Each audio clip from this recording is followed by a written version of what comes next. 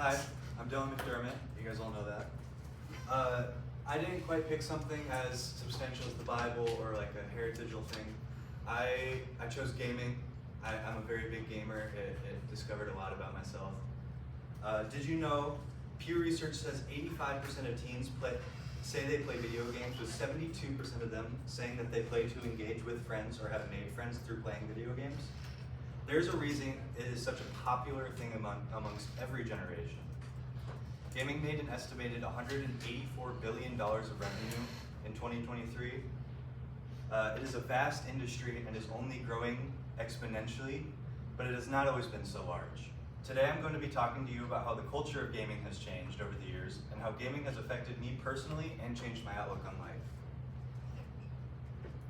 The world's first video game is a subjective term depending on what you classify as a game. If we count it as a picture on a screen that you can control, which is a very crude way to describe it, then the first would be in 1947, two men by the name of Thomas T. Goldsmith Jr. and Estill Ray Mann built a prototype called the CRT amusement device. CRT stands for cathode ray tube, and it resembles a World War II radar display with two knobs that you can control a little missile that hits little targets that pop up on the screen. It was a very primitive form of video game and obviously has changed dramatically over the years. Shortly after the CRT was created, the idea of gaming became more popular and resulted in the creation of many devices that are still even used today. One of the cornerstones of the culture of gaming is the arcade machine. These are large heavy machines that after being invented started to be the first form of social gaming. This is known as the golden age of gaming, where thousands of people would spend their free time playing video games with or around other people that shared the same interests. Some people started creating communities that brought a competitive aspect. Some people played games that were just chill and they had fun with their friends. It just had something for everybody. Gaming would soon shift again from this age to household consoles, where you didn't even have to leave your own home to play with friends. You could stay home, you could invite them over.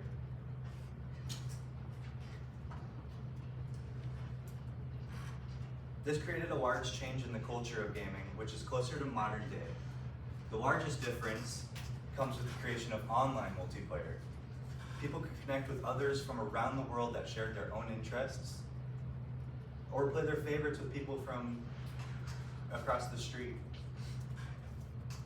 This is what I do. I enjoy a connection with random strangers and creating long, deep, meaningful friendships with just anybody.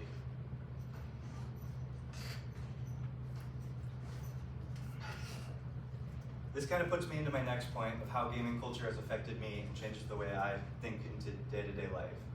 Ever since I got an Xbox when I was 8 years old, I've realized I loved everything about and to do with video games. I used to be a very socially inward and bullied kid. I didn't like to talk with anybody. I just stayed home, played toys. I didn't really do much. But when I got a console, it all changed. I felt like I had a place in the world, almost instantly. I slowly started making friends in real life that I could play video games with. I cemented my place around like communities. I knew that I could get on after a rough day at school and just play games with my new friends or just old friends that I made that seemed to know me more than the ones that I had in real life. This changed the way I interacted with others in real life. I became more confident as I now had a support system that I knew I could always just fall back onto. That wouldn't change or dissipate, sorry. Today I spoke about the evolution of the culture of gaming and how it changed me. I would like to thank you all for listening to my speech and accept any feedback.